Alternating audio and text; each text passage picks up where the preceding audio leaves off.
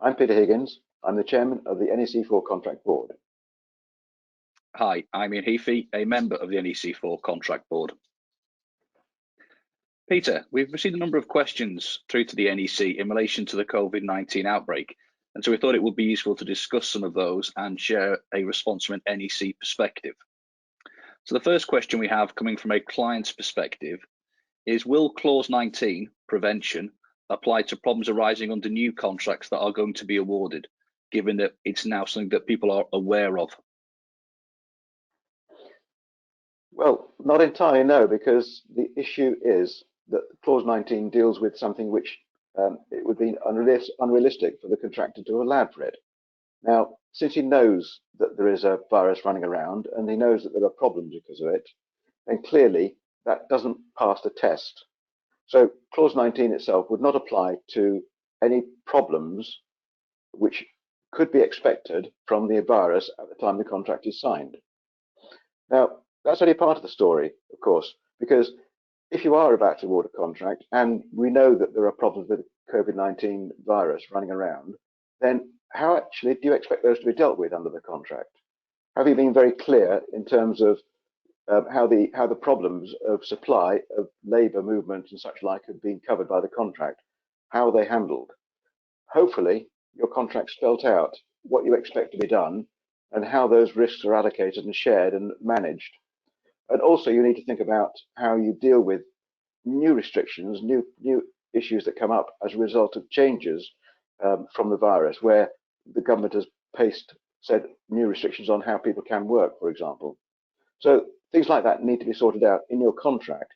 You can't simply rely on a contract clause and expect it to solve problems for you.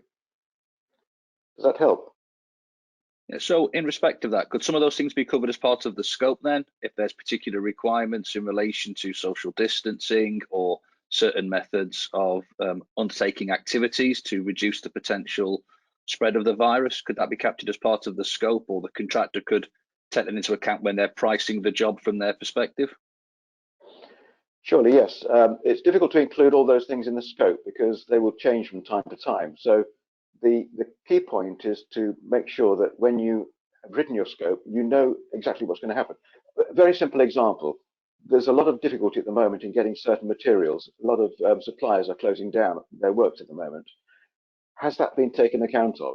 It's not a matter of writing a scope to deal with it. You can deal with some of the things in the scope, but you also need to work out how you're going to handle shortage of supply of materials, how you're going to handle problems if labour go off sick and a large proportion of your workforce is unavailable, or you find that certain parts of the work can't be done because of restrictions placed by the government. So the scope can deal with some of it, but a lot of it you need to think very carefully about how you actually arrange the contract and what obligations you're placing on whom.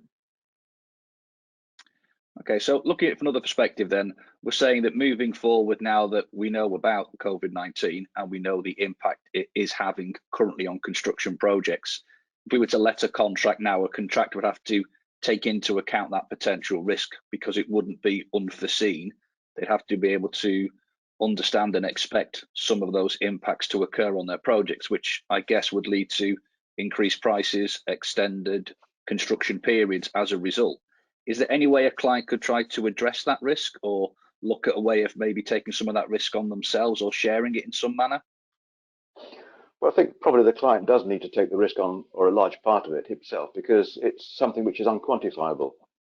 If you're putting in a proposal for a piece of work and you know that there are problems of supply, you know that there are problems of labour, but you don't know what they are and how much of an issue they're going to be, it's going to be very, very hard to price that risk and allow for the time for the risk. So it would be sensible in any event for the client to take on board a substantial part of the risk. And you could do that through the compensation event procedure, putting in an additional compensation event. And that's probably the simplest way of doing it. Spell out very clearly what particular risk the client is going to take in terms of compensating the contractor. It effectively would be replacing the clause 19, but it would deal with the situation you already know exists, rather than 19 deals with something which might happen that you would have expected to happen. And I guess perhaps the choice of main options could help in this respect as well. If you were to pick some of the cost reimbursable options, maybe option E, that way you would have the contractor being paid for the work they do on a time a cost basis plus fee, rather than having to price a fixed price lump sum, which may be another way of addressing the same issue? Yes, certainly a lump sum price will be difficult to manage because if you've got an additional compensation event for the problems of COVID-19, then it's going to be changing the pricing at regular intervals to deal with the problems as they arise. So a cost reimbursement type of contract would be more sensible. Of course, that requires a greater level of direct management control by the client. So it's always a question mark. If the project is so important, you need to go ahead at this time. Perhaps you need to think about how you're going to handle it and how you're going to manage the whole process. Okay, and maybe just one final point on this. We don't just have Clause 19 prevention dealing with issues around COVID-19. We also have X2 changes in the law that may apply if there's a change in the law due to the COVID-19 outbreak. If that's included in future contracts, if there's a further change in the law, I assume that would still then be classed as a compensation event under that particular secondary option? Yes, it depends on how the restriction was applied.